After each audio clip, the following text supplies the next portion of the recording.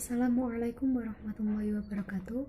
Saya perwakilan dari kelompok 4 yang beranggotakan saya sendiri, Silvi Nur Aziza, dan kedua teman saya, Anissa Safitriana dan juga Anissa LH, yang akan menjelaskan mengenai pendekatan, macam-macam, dan juga teknik bimbingan dan konseling. Setiap manusia pastinya tidak akan lepas dari sebuah permasalahan yang mungkin dapat diatasi maupun yang sulit diatasi. Pada umumnya, alternatif yang digunakan untuk menyelesaikan sebuah permasalahan yaitu dengan membicarakannya dengan keluarga, guru, teman, atau ahli agama. Namun tidak semua orang bisa mengatasi permasalahan tersebut. Nah, berdasarkan kondisi tersebut, konseling merupakan pilihan paling efektif untuk mengatasi masalah individu tersebut. Pada proses konseling, konselor mendengarkan konseli serta bekerja sama dengan konseli untuk menemukan alternatif yang terbaik untuk memahami dan menyelesaikan masalah yang dihadapi oleh konseli. Pada proses tersebutlah konselor harus bisa menggunakan pendekatan, metode, dan juga teknik yang tepat terhadap konseli sehingga bisa mengetahui akar permasalahan dan dapat menyelesaikan permasalahan konseli tersebut dengan tepat. Langsung saja masuk ke materi yang pertama, yaitu mengenai pendekatan. Pengertian pendekatan. Pendekatan terdiri dari kata dasar dekat, yang berarti hal, usaha, atau perbuatan mendekati atau mendekatkan. Jadi pendekatan bimbingan dan konseling adalah suatu usaha yang dilakukan oleh konselor untuk mendekati kliennya sehingga klien mau menceritakan masalahnya sendiri. Jadi konselor adalah pembimbing, sedangkan konseli adalah orang yang perlu memperoleh perhatian dan bimbingan sehubungan dengan masalah yang dihadapinya. Masuk ke pendekatan yang pertama, yaitu pendekatan psikoanalisis. Menurut Willis, pengertian psikoanalisis meliputi 3 aspek penting, yaitu yang pertama, sebagai metode penelitian proses-proses psikis, kemudian teknik untuk mengobati gangguan-gangguan psikis, yang terakhir sebagai teori kepribadian. Adapun hal-hal yang perlu dibicarakan mengenai pendekatan psikoanalisis ini adalah bagaimana psikoanalisis memandang kepribadian manusia, perkembangan kepribadian, kesadaran dan ketidaksadaran, mekanisme pertahanan ego, peran dan fungsi konselor, dan teknik-teknik terapi yang digunakan dalam psikoanalisis. Yang kedua adalah pendekatan eksistensial humanistik. Pendekatan eksistensial humanistik pada hakikatnya mempercayai bahwa individu memiliki potensi untuk secara aktif memilih dan membuat keputusan bagi dirinya sendiri dan lingkungannya. Pendekatan ini sangat menekankan tentang kebebasan yang bertanggung jawab. Jadi individu diberikan kebebasan yang seluas-luasnya dalam melakukan tindakan, tetapi harus berani bertanggung jawab sekalipun mengandung resiko bagi dirinya sendiri. Pendekatan ini bukanlah suatu aliran, tetapi bukan pula suatu teori tunggal yang sistematik. Yang ketiga, pendekatan client center. Berbicara pendekatan client center, maka kita akan mengenal Carl R. Rogers yang mengembangkan client center untuk diaplikasikan pada kelompok, keluarga, masyarakat, dan terlebih kepada individu. Pendekatan ini dikembangkan atas anggapannya mengenai keterbatasan dari psikoanalisis, berbeda halnya dengan psikoanalisis yang mengatakan bahwa manusia cenderung deterministik.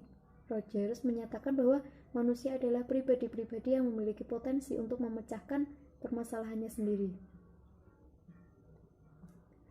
Kemudian pendekatan Gestalt. Pendekatan Gestalt merupakan bentuk terapi perpaduan antara eksistensial humanistik dan fenomenologi, sehingga memfokuskan diri pada pengalaman klien here and now dan memadukannya dengan bagian-bagian kepribadian yang terpecah di masa lalu. Menurut pandangan Gestalt, untuk mengetahui sesuatu hal, kita harus melihatnya secara keseluruhan. Karena bila hanya melihat pada bagian tertentu saja, kita akan kehilangan karakteristik yang penting lainnya. Kemudian pendekatan behavioristik atau terapi tingkah laku. Behavioristik adalah gangguan dari beberapa teori belajar yang dikemukakan oleh ahli yang berbeda. Terapi behavioristik digunakan sekitar awal tahun 1960-an atas reaksi terhadap psikoanalisis yang dianggap tidak banyak membantu mengatasi masalah klien. Adapun aspek penting dari pendekatan ini adalah perilaku dapat didefinisikan secara operasional, diamati, dan diukur. Pendekatan behavioristik merupakan pilihan utama yang dilakukan oleh para konselor yang menghadapi masalah spesifik seperti gangguan makan, penyalahgunaan obat, dan disfungsi psikoseksual. Kemudian pendekatan preventif. Pendekatan preventif merupakan pendekatan yang diarahkan pada antisipasi masalah-masalah umum individu, mencegah jangan sampai masalah tersebut menimpa individu. Pembimbing memberikan beberapa upaya seperti informasi dan keterampilan untuk mencegah masalah tersebut. Kemudian pendekatan perkembangan. Dalam pendekatan ini, layanan bimbingan diberikan kepada semua individu, bukan hanya kepada individu yang menghadapi masalah. Bimbingan perkembangan dapat dilaksanakan secara individual, kelompok, bahkan klasikal melalui layanan pemberian informasi, diskusi, proses kelompok, serta penyaluran bakat dan minat. Kemudian masuk ke pendekatan tradisional.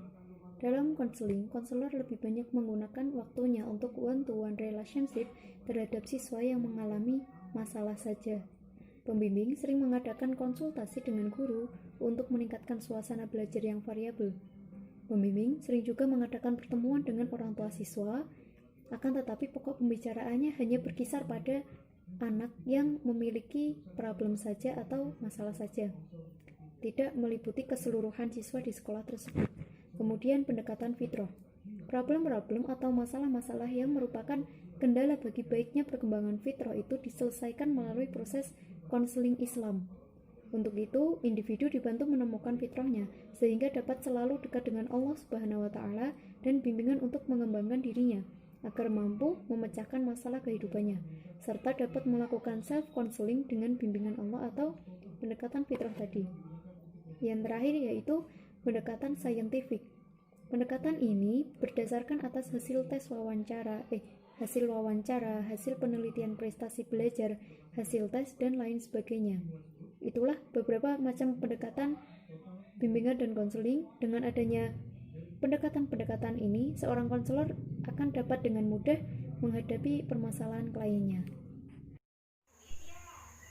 Baik, saya Anissa Elhak. Di sini saya akan menjelaskan materi selanjutnya, yaitu metode bimbingan dan konseling.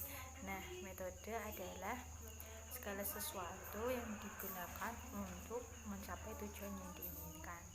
Nah, secara umum metode bimbingan dan konseling ada dua, yaitu bimbingan individual atau yang sering disebut dengan individual counseling, dan yang kedua yaitu bimbingan kelompok atau group guidance. Nah, langsung saja pada metode yang pertama, yaitu bimbingan individual. Nah, di sini pemberian bantuan virtual, nah, secara langsung bertatap muka atau berkomunikasi antara pembimbing dan siswa. Nah, bentuk hubungan ini berupa face-to-face relationship atau hubungan tatap mata dan wawancara antara pembimbing dan siswa. Biasanya masalah yang ada pada metode bimbingan individual ini berupa masalah-masalah yang bersifat pribadi. Nah, di sini pembimbing juga dituntut untuk memiliki sikap simpati dan empati. Simpati di sini sebagai bentuk turut merasakan apa yang dirasakan oleh siswa. Kemudian empati di sini berupa upaya pembimbing memposisikan diri dalam masalah yang dihadapi oleh siswa. Nah, jika sikap ini berhasil, maka siswa itu akan memiliki kepercayaan penuh terhadap pembimbing. Kemudian metode yang kedua yaitu metode kelompok atau group guidance. Nah, di sini adalah pemberian bantuan kepada siswa secara kegiatan kelompok. Jadi pemecahan masalah melalui kegiatan kelompok. Ada beberapa jenis metode bimbingan dalam kelompok, yaitu yang pertama adalah homeroom. Nah, homeroom ini adalah kegiatan di luar jam pelajaran yang menciptakan kondisi sekolah atau kelas dengan disesuaikan dengan kondisi yang ada di rumah. Jadi seorang siswa itu merasa bebas dan memiliki rasa senang. Kemudian siswa itu akan mengungkapkan perasaannya dan juga menumbuhkan sikap keakraban. Nah, yang kedua yaitu diskusi kelompok. Di sini setiap siswa itu memiliki kesempatan untuk memecahkan masalah. Nah, setiap siswa juga memiliki kesempatan untuk mengungkapkan pikirannya dalam memecahkan masalah tersebut. Kemudian yang ketiga yaitu karya wisata, yaitu mendatangi objek-objek yang menarik. Kemudian di sana mereka akan memposisikan diri, kemudian bekerja sama dan lain-lain. Kemudian yang selanjutnya yaitu organisasi sekolah. Jadi organisasi sekolah di sini membantu permasalahan siswa juga dengan kehidupan sosial yang ada. Kemudian sosiodrama dan psikodrama. Sosiodrama di sini yaitu bentuk pemecahan masalah melalui drama. Jadi masalah-masalah di drama ini itu masalah-masalah sosial. Dan psikodrama itu juga sama, yaitu pemecahan masalah melalui drama, tetapi ada kaitannya dengan psikis individu. Lalu yang terakhir yaitu pembelajaran remedial. Nah, di sini mengatasi masalah siswa yang mengalami kesulitan dalam belajar. Terima kasih.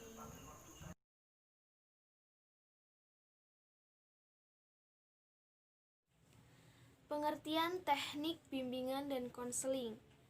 Teknik bimbingan dan konseling merupakan cara yang dilakukan untuk membantu, mengarahkan, dan juga memandu seseorang ataupun sekelompok orang agar menyadari dan mengembangkan potensi yang ada dalam dirinya, sehingga dapat mengambil keputusan dan juga dapat menemukan tujuan hidup dengan cara berinteraksi maupun dengan cara bertatap muka.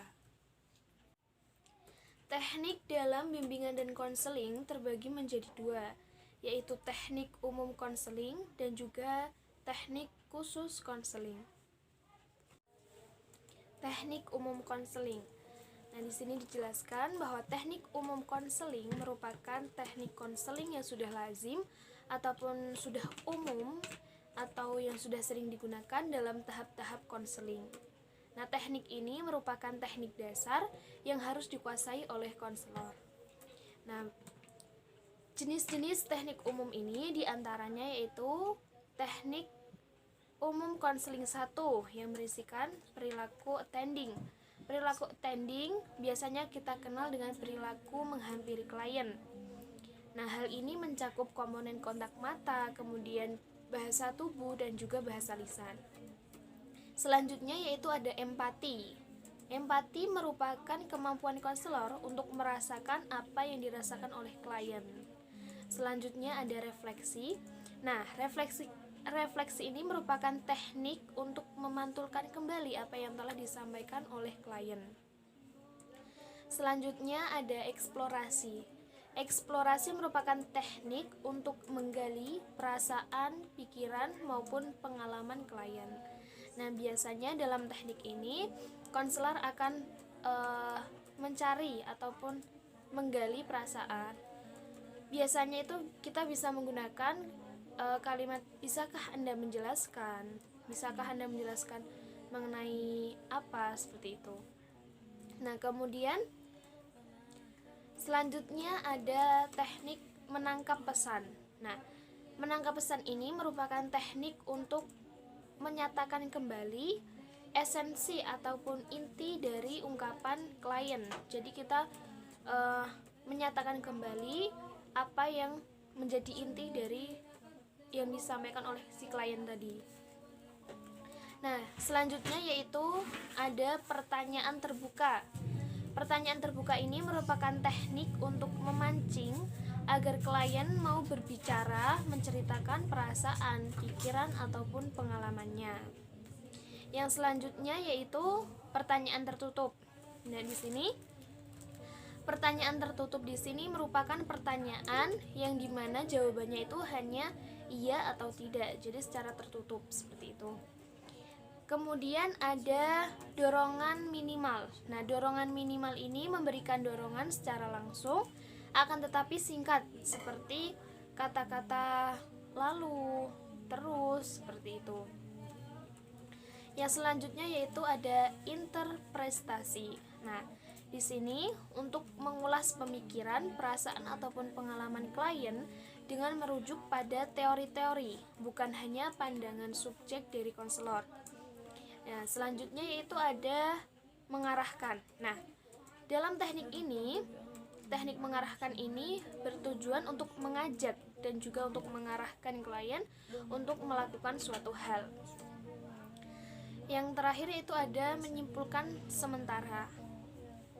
Menyimpulkan sementara yaitu menyimpulkan pembicaraan sehingga arah pembicaraan itu semakin jelas.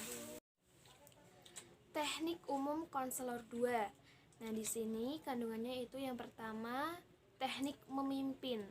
Nah, teknik ini untuk mengarahkan pembicaraan dalam wawancara konseling. Selanjutnya ada teknik fokus. Nah, teknik ini untuk membantu klien memusatkan ataupun memfokuskan perhatian pada pokok pembicaraan. Yang selanjutnya yaitu ada teknik konfrontasi. Nah, teknik ini teknik yang menantang klien untuk melihat adanya inkonsistensi antara perkataan dan perbuatan. Yang selanjutnya yaitu menjernihkan. Nah, teknik ini gunanya untuk menjernihkan ucapan klien yang dinilai samar atau agak meragukan. Yang selanjutnya yaitu memudahkan. Nah, teknik ini untuk membuka komunikasi agar klien dengan mudah berbicara dengan konselor. Yang selanjutnya ada teknik diam dan juga ada teknik mengambil inisiatif. Nah, dalam mengambil inisiatif ini dilakukan ketika klien kurang semangat untuk berbicara, sering diam, ataupun kurang berpartisipasi. Yang selanjutnya yaitu teknik memberi nasihat. Nah, dalam teknik memberi nasihat ini sebaiknya dilakukan jika klien memintanya. Kemudian ada teknik pemberian informasi, kemudian merencanakan dan juga menyimpulkan. Teknik khusus konseling. Nah, dalam konseling selain ada teknik umum juga terdapat teknik khusus. Teknik khusus konseling ini merupakan teknik yang dikembangkan dari pendekatan-pendekatan konseling seperti pendekatan behavioris dan juga pendekatan Gestalt. Contoh dari teknik khusus konseling ini yaitu ada teknik melatih asertif. Nah, teknik ini gunanya untuk melatih klien yang mengalami kesulitan untuk menyatakan bahwa tindakan yang dilakukan oleh si klien ini adalah layak dan benar. Selanjutnya yaitu ada teknik desensitisasi sistematis.